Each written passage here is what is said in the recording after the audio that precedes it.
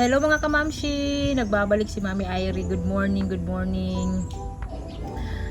Umulan dito sa amin. Akala ko tuloy-tuloy na yung mainit na panahon. Hindi pa pala, hindi pa tapos. So kakatapos lang magulan-ulan. And umalis na sila Daddy Marco. Nandito naman sila Mama. Ayan, may kasama ako. Tingnan nyo yung aming malunggay. Mga bagong dahon na naman yan. Yung dito pinutol namin para dumahon ulit kasi pataas siya ng pataas. Mahirap siya maabot. Yan ngayon, kukuha kami ni Papa ng sigarilyas sa likod dahil maraming bunga. So samahan nyo kami. Mama! Mama, good morning! Hello, good morning. Si Mother. Kumusta kayo? Kumustas? So pupunta tayo sa likod. Everything is alright. Everything is alright. So kasama ko si Papa. Tignan natin kung maraming bunga. May halas pa. Ay.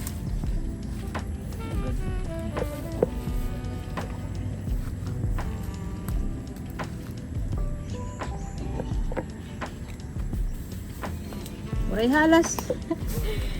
So ayan, yung sigarilyas. Paano yung sigarilyas, oh? Oo, adi-adi kita makuha.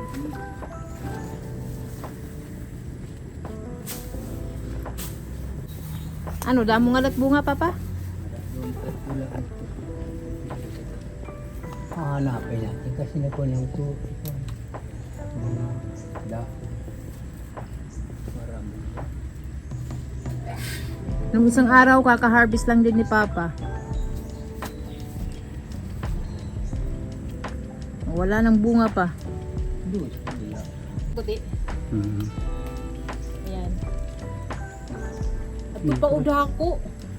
Hindi ito kilahin ito. Sige na, lakad pa kadto. Oray ka udog ito, kaya ang ginumo ko na ito kanina. Kita ko na ito. Ano pagod dito halat sa sigarilyas? Paglipat mo dito, di na. Kau na ko Papa, ano inisitaw gihap? Hindi pa priority niya.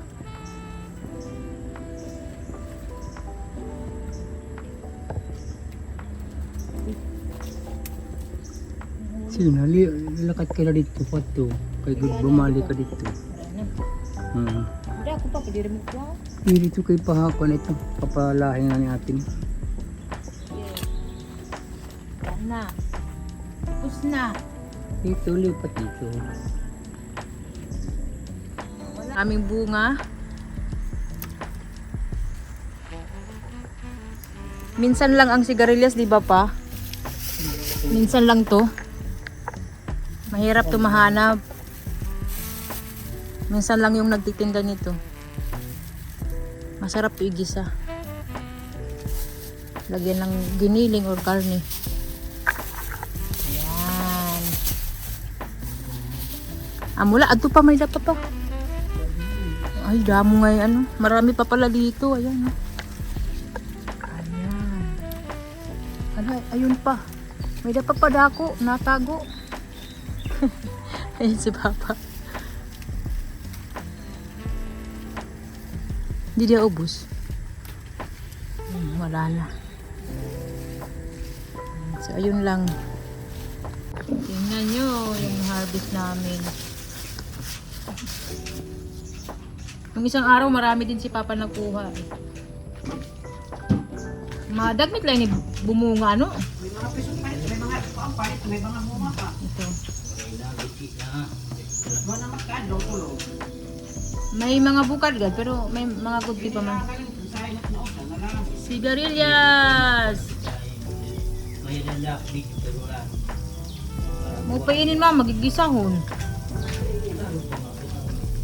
Or ano, karat tinula, ano?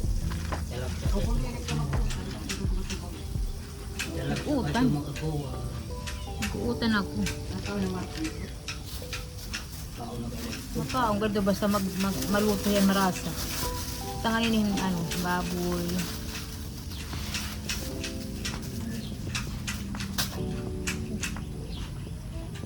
Nandito na si Daddy Marco, may dalang itlog. Marami na kaming itlog. Fresh eggs for breakfast. Wow, thank you Daddy. Thank you, Daddy. Ayan, may itlog. Naubusan na kasi kami ng itlog. Papatim pala si Daddy Marco ng kape. So, ito yung itlog na nabili ni Daddy Marco. Siguro kaninin, large. Lagbo. Lalaki ng itlog, Diyos ko. Oh, large, good ma.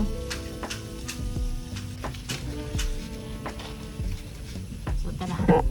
Pasok tayo dahil magtimpla tayo ng kape para kay Daddy Marco. Hindi nyo makikita yung mga bata ngayon kasi wala. Nasa school.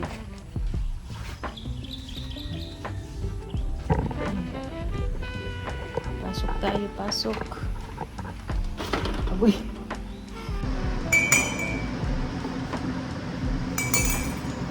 So, egg and bread para kay Daddy Marco.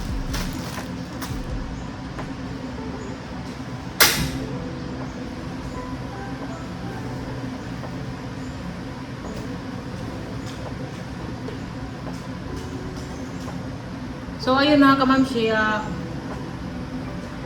sa ngayon ang pakiramdam ko yung tiyan ko pa rin, yung parang masusuka ka. Pero hindi pa naman ako sumuka. And hindi muna ako nagpunta sa cardiologist. Hindi ko alam. Parang napapagod na ako yung balik-balik sa doktor, ganun. Tapos ayaw ni Daddy Marco na ako. Endoscopy na ewan basta. Ako talaga parang natatakot. Natatakot ako kasi baka wala na namang makita, wala na namang sila, maibigay na sagot sa akin. Kaya nakakapagod talaga magpabalik-balik sa doktor. Kaya ang gagawin ko na lang, tingnan yung mga kinakain ko, yan. Iwas-iwas muna sa mga bawal, baka sakaling umokay.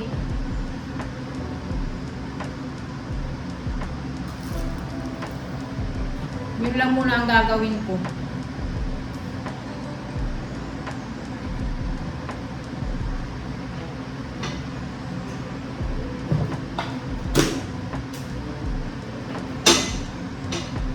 Pero iniinom ko pa rin yung gamot na binigay sa akin. Kasi hindi pa naman ako tapos. Hindi pa ako tapos sa gamot na yun.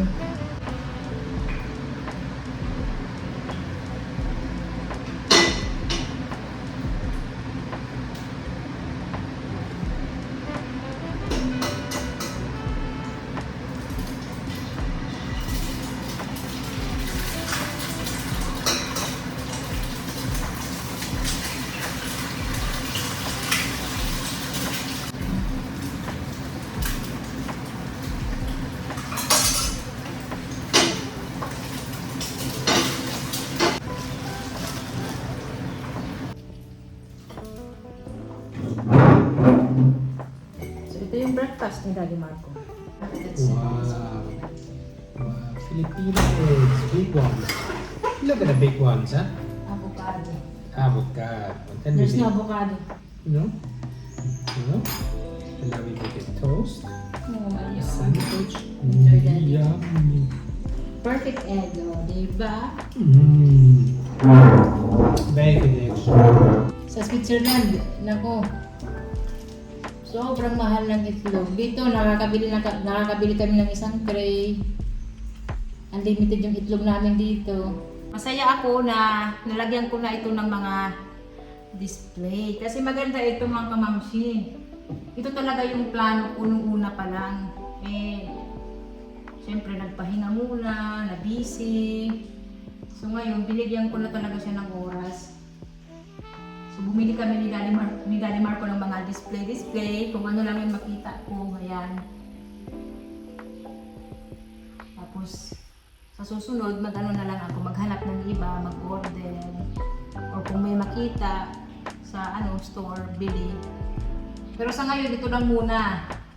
Para maganda tingnan, hindi makalat, di ba? So, ayan, maganda. O, di ba? Ayan talaga yung plano ko, mga kamamsi. Pinagawa ko lang ito. Yung makapal na plywood. Tapos, pintura. Then ito, pinalagyan ko ng ilaw. Ganda. Sosyalin ang dating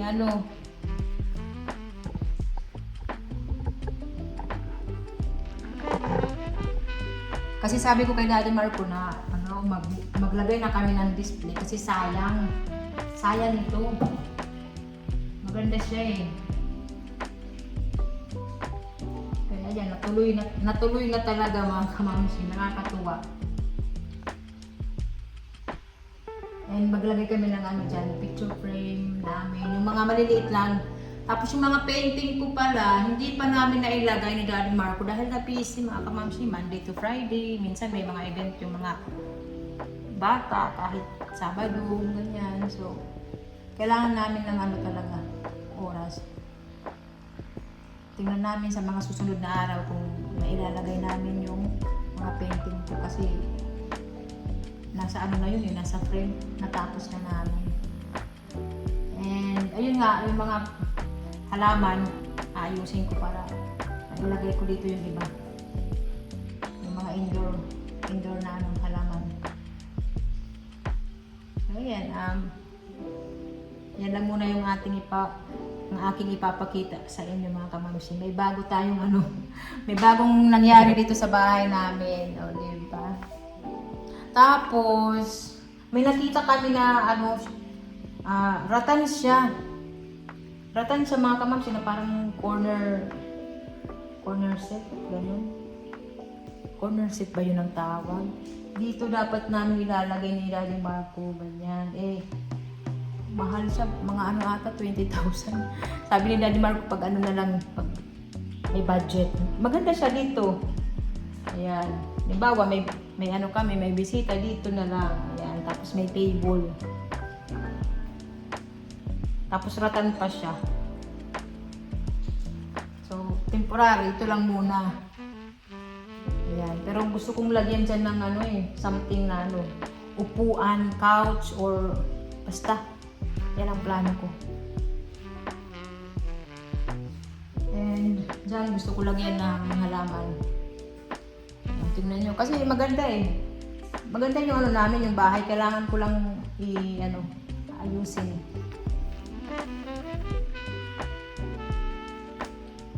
Dahan-dahanin ko mga kamamsi. Siyempre, hindi rin madali. Bibili na naman ng mga pang-display. Ganyan, di ba? So, hanggang dito na lang ulit yung video. Ayan, ipakita ko sa inyo yung aming living area. Baka namimiss nyo.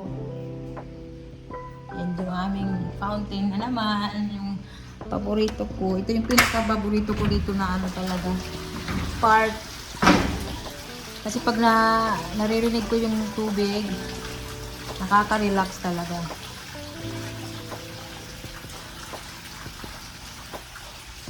Dito rin nga gusto kong lagyan ng table, upuan, na maliit. Siyempre, pera na naman, kailangan